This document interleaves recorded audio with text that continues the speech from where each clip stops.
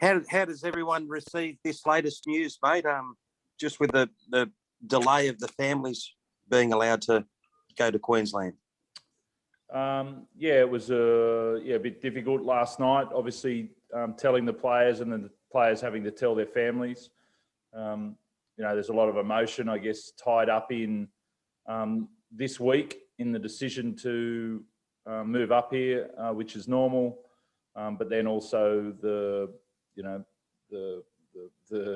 tying in, the guarantee of the families being able to come up at the end of the week. A lot of decisions were made around that, and that's either won't happen or being put on hold. So that just shifts the guys again, but it's just something we have to deal with. Do you think knowing what you know now, some of the players may have, I guess, taken it a little bit differently, or what are your thoughts there? I know it's a very hard one to answer, but yeah, it's very individual there, Paul. Like, it's very different depending on which players. There's lots of different stories. There's, people have had to ask for time off work. People have had to,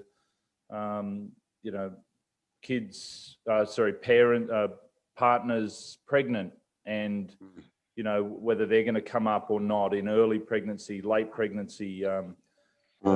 There's lots of different stories there, which, and then sort of 2-week goodbyes compared to 2-month goodbyes for some people. There's just all different individual stories that, which was disappointing that they weren't allowed to, and it was on a lot of the decisions were made on the proviso of that, but that shifted. Like we know, the last couple of years, every day is a different story. So we just have to deal with it. Simply, we just have to deal with it and deal with our little family unit and the emotion that we have to deal with in there, which is difficult for people to promise partners or families or kids that they're going to see their dad or mum in a couple of weeks, and that may not happen, is difficult. But then we also know that to continue to offer the livelihoods that we do to our families, we have to work. And that's only possible on a grand scale in Queensland at the moment. So, it's hard, all different little stories emotionally, but we've got to get on with the show. Hey, Trent, Luke from 9. How do you deal with all that? It can be a pretty intense environment, not only away from the families, but with all the teammates right there together, locked in this hub and locked away from home. It can be pretty intense with footy and everything else. Yeah, so there's two different things there, Luke. It is, people are dealing with the home environment here. So that's, as I said, their individual stories. And then it's been really good collectively with setting our routines up, setting the things that we value. We're spending more time together, which is there are some benefits to that on a footy point of view and a personal point of view. So we're enjoying that, some little routines that we've already started. So there's obviously negatives and positives, but you've got to create your future by setting things up right. Hey, Robbo, it's Pam from AOP. Hey, Pam. Just as a coach, like, how do you reshape, how do you channel that energy? How do you use that energy and all of that emotion in a positive way now? I suppose that would be that's obviously your job, but that's a big task now. Yeah, and you're right. I use the word energy there, Pam, and that's what it is. So it can be worked in both ways, and we just got to make sure that we, first of all, you support each other. So, and as I said, there's different stories for everybody. Some people weren't coming up with their families, and it's not going to affect them. Some people had, pregnant partners or wife and kids that were coming up, and so there's different. So support, and then it's about channeling it into, okay, let's, dealing with that is also how you deal with other uncomfortable moments on the field during the season. And if you want to be, when I get back to sport, if you want to be a great sporting team, you have to be able to handle it. No matter what the challenge is, it comes in all different forms, but you you need to understand it, sort of control it and channel it in the right way. How did everyone kind of approach, like when you were first told that you were moving? How did the team take that in the first place, and how did you approach that as a team? Yeah, so there was sort of whispers on the weekend that this was going to take place, obviously, and then everybody started ringing, football manager, welfare manager on Sunday, and what's going to happen here, and then the NRL has been really good with openness, with what was going to happen and how quickly they've had to adapt. So that's and it did. It was swirling on Monday with all the information, and then we had to ask our partners whether they were coming or not. So that was another. And then were they in, locked behind a closed door? Were they free to move? And then there was all that emotion of the week, which again is normal when you have to move. So yeah, the NRL was really open. It's just I guess it's just disappointing that what was said to the guys at the start of the week isn't going to happen at the end of the week. That's the only tough thing. Can you understand that, or are you upset by that, Trent? Look, I don't know why. Like, I don't know the understanding of what's happened to shift that. I don't know whether they got the agreement and then it got taken away. So I don't know. All I know is that they're not coming. So it's get on with it. So I'm sort of neutral on it, Paul, to be honest. I dealt with it with my family, and then we'll deal with it as a team. But I don't know the machinations behind the scenes about how we got to that. Sorry, mate. Did you get any indication when potentially the families might be able to come? And is it sustainable long term if they are not allowed to come? Look, Paul, I know where you're sort of going there. No, there's not. Like, this isn't, for me, it's deal with what's in front of us. So obviously got the game on the weekend. They've given the indication that it'll be sometime between Wednesday and Friday next week, if it's going to happen. But then, we don't know. I'm not going to sit here and wait and tell everyone that's a guarantee either. We just got to wait. Trent, we saw in the AFL that there was some issues where initially when the families couldn't come up, and some players opted not to come, and some players went back home. Have you taken? Do you expect that might happen across the board? And also, have you taken any advice from people within AFL about how to deal with being away and being in this bubble or this situation up in Queensland? Yeah. So so the first thing is I don't know about every individual situation is different. As I said, with either pregnancies or kids schooling or whatever. So I think every individual case, and we've had nobody give any indication that they want to return home at the moment. And yeah, we've talked a lot to different people around moving into this environment and what was successful for them and what created the right environment for them to play well. So I've definitely done that over the last week, but also over the last year as well, talking at the end of season with some of the coaches. Some teams in the AFL seem to struggle performance-wise. Do you think this could be a factor in performance as well for, I suppose, individual players and teams just being away from home, being in a different environment? Well, I think that's the challenge, isn't it, Brad? Like, you change the environment, you change the routines that you're in, and then it's about creating something that's a real positive for your team. That's, we saw it last year in the NRL and the AFL that, we have to do this.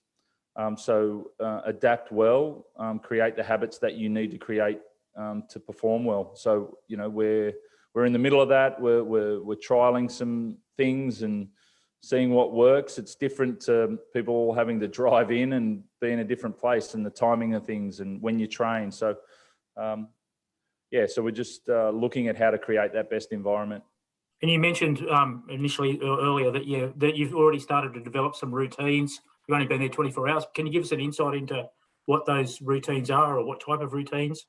Yeah. So even just little things like so when we got here, just some creating some fun. How do you have fun here?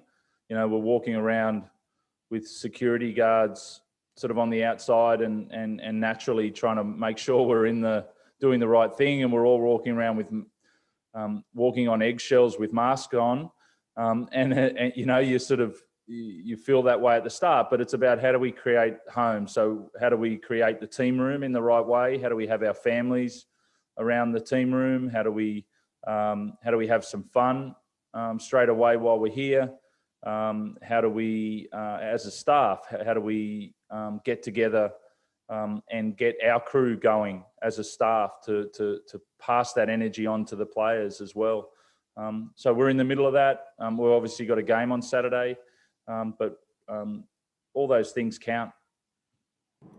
Trent, just quickly on Joseph Soulis, really disappointing news. Do you know how it actually happened, and also how's he coping with it all?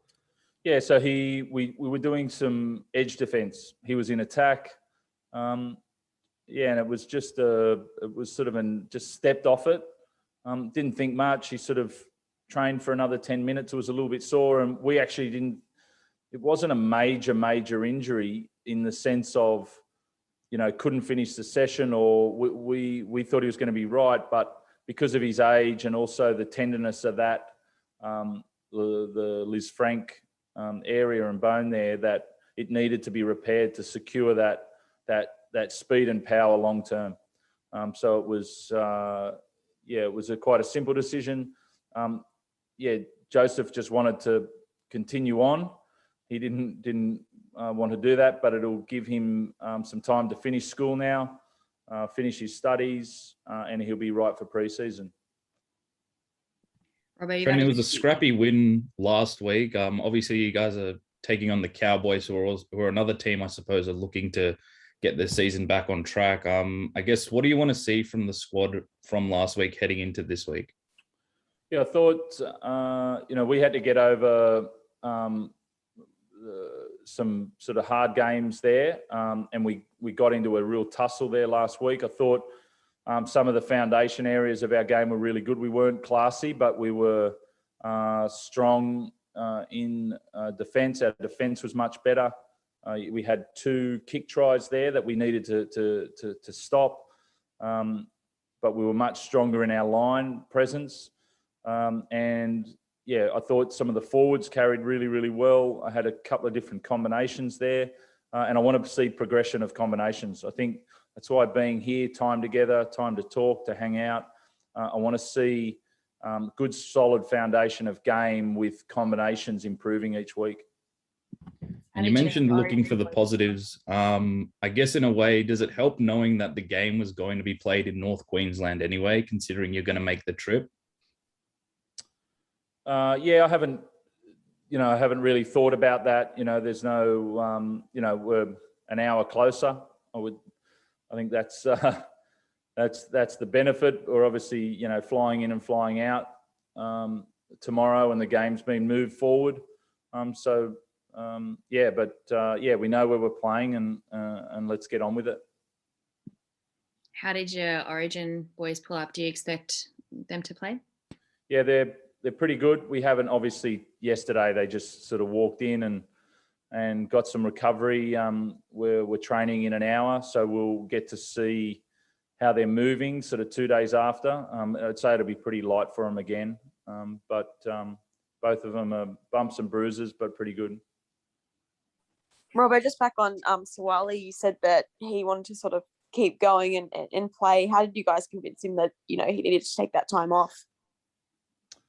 Oh, it wasn't, to keep playing. It was just that it didn't feel like a serious injury, which those things don't sometimes. And he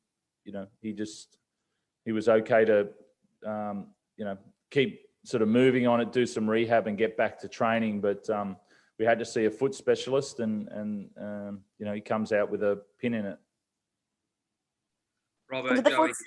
sorry, did the foot specialist sort of say that he needed to take that time and needed to take the full season, or did he sort of give an indication of a time that he could come back? It's pretty standard with those surgeries and those injuries. It's a 4 to 5 month recovery. So it's it's the same if Joseph did it or I did it. Maybe. What's the situation with Siwa as well? He's out this week. Yeah, Brad. He's been carrying a hammy because of our numbers and through Origin. He did his hammy in the Canberra game. I didn't replace him in the second half, and he's sort of gone through 3 games just carrying that, and struggling through the last 5 weeks. I think it's been, and he's sort of shouldered the load there a fair bit whilst being at sort of 70%. So it was, I couldn't keep doing it to him, and he was struggling at the start of that second half. So he just needs some time to recover. Can I just ask you on another topic? There was the announcement last night about the World Cup, and I think it was mentioned that some coaches are supportive and some coaches aren't so keen on their players going. Mate, do you have a view? What's your view? Obviously, you're involved with France. Yep. Yeah, the mighty French, Brad. We're looking forward to it. Obviously, our preparation's slightly different. We've had some camps over in France, and Northern Hemisphere are, they really need it and want it. There's been a big investment from the British government there on to get the game on. And then I think, a bit like we're finding out now, it'll be interesting on just the individual situations of players. I know nations want to play. I know Northern Hemisphere. I know it's, they've done a lot of work to get this on, but it's about, each individual player sort of, I guess, getting more information about what travel and quarantine will look like when they go from the Southern Hemisphere. Sorry, Teddy has said that he wants to play and represent Australia. Have you had any conversations with players about how that might work, or? No, not at all. I think that's definitely up to players. If it goes ahead and it's sounds like it's going ahead, then to represent your nation's really important. So that's where, that's great for Teddy to say that. He's, New South Wales captain. He's our captain. It's definite. That's what I say. It's his choice, and knowing Teddy, his choice is to play and to perform. Robbo, Joey here from Seven. Just back on, you're talking about their routine and everything before. How much has the time slot change to earlier tomorrow affected the guys' preparations? Will it have much of an effect? No, not at all. We sort of found out at the end of training yesterday. So we sort of got off the field and understand the move, and so it's just no preparation change for us. Just 2 hours earlier, I guess, to get on a flight and get ready to play. We're really keen to build on last week, to keep building our season and to start off this sort of hub period really well.